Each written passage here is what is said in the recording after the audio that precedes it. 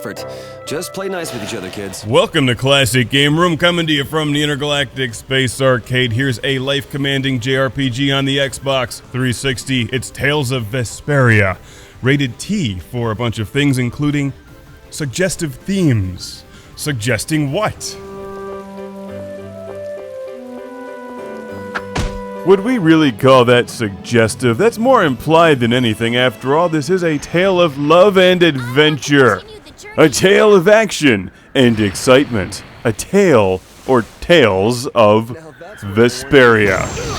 There are various incentives for getting along with me, you know. Get ready. I'm taking you down. A 2008 release for the Xbox 360, a giant JRPG with enormous production values, good music, and lots and lots and lots and lots and lots and lots and lots of grinding. Strengthen your thumbs for this one, kids, because you'll spend a lot of time mashing the B button. Tales of Vesperia is a cool game, and I don't play very many of these anymore. While I tend to enjoy them, you need the time to play a game like this. Although it's a good one to unwind with at the end of a day, play an hour, kill a bunch of things, level up, and move on. On the plot side, your main character is named Yuri. Don't get sloppy! Who's like the criminal with a heart of gold and starts off hunting for a Blastia core which was stolen from the slums of the capital city. Basically a giant cork that kept the water in place. You quickly make some new friends, starting with the pink-haired girl named Estelise, who's the princess, of course. But no robot exoskeleton. Can this really be considered a JRPG? If only it had a busty girl with purple hair, giant ears, and... Oh, it has that. Okay, it's a JRPG. With Judas seducing the guard, this plan can't fail. I'll do my best to live up to your expectations, Carol. What can I do to be like Judith? You should start with gravity-defying ears. Beyond the obvious sarcasm, it looks like somebody's ready for Comic-Con. Tales of Vesperia is a charismatic JRPG with some extremely likable characters and a plot that should keep you occupied if you're into games like this. Along the way, we meet Flynn, who shares the packaging artwork with Yuri. He's a boyhood friend and a goody-goody captain in the Knights. You'll hunt down the Blastia core and then try to figure out why there's a giant flying dragon that's talking to your pink-haired girlfriend, but not really your girlfriend because you need tension throughout the entire game. Come on, Yuri, haven't you seen Empire? She likes this scoundrel, and you're a scoundrel. I should write these games. They would be so awful.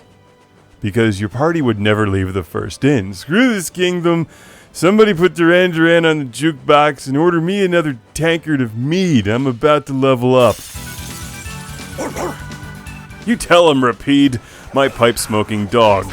Now, interestingly, the packaging does not warn me of tobacco usage. However, there is an alcohol reference, so I'm assuming the dog is also drunk. Whether or not you really like these games, you gotta admit that Tales of Vesperia looks great. It also plays well. Instead of just picking commands during battle, you actually fight them, although most of the time you'll just be mashing buttons. You can even just kick back and let your team do all the work for you, because I'm lazy. We finished. Great job, team. I was checking my messages. You can even play with up to 3 of your friends co-op during battle, and make your least favorite friend play Carol. I got no time to think. Just follow these kids on their journey and kill everything that moves. Tales of Vesperia is probably not a game I would have played, except a copy was sent to the show by our friend Jared from Independence, Missouri. In the Starfy review, I said Tales of Vesperia was sent to the show by Sebastian in Scotland, but Sebastian actually sent Tales of Graces. It's nothing personal. Which will be the next life-commanding JRPG after this one. All these tales, no flippers. Do you know something about this box? So, yeah, just stay dead. Oh, Raven, you're so clever and witty and old. What is he, like 28? Man, he's over the hill. Scribed formula? What do you mean?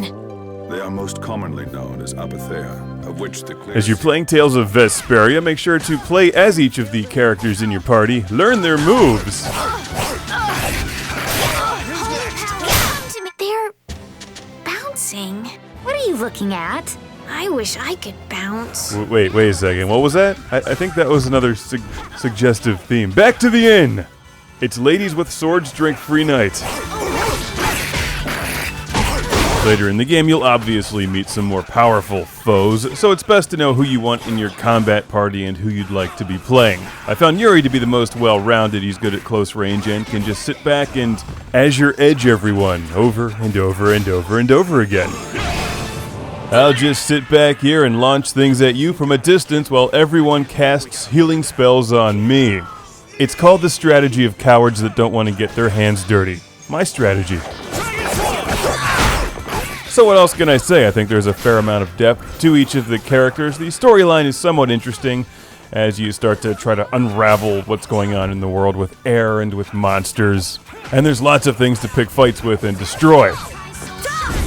So if you like JRPGs and a good sizable combat adventure game, then I would definitely check this one out. This is on the Xbox 360. It's a good time. I'm still playing it. It's not my typical genre of choice, although I enjoy games like Phantasy Star and Dragon's Dogma. I like this one too, although it's totally different. It's Tales of Vesperia. Thanks again to Jared in Missouri. Set aside some time if you're going to play this one. It's a fantastic tale, ready to be told, as the fates of two friends traveling separate paths intertwine in an epic adventure of justice, trust, and friendship. Aw, that's heartwarming. Yay! All right. How about a hug? I don't think so.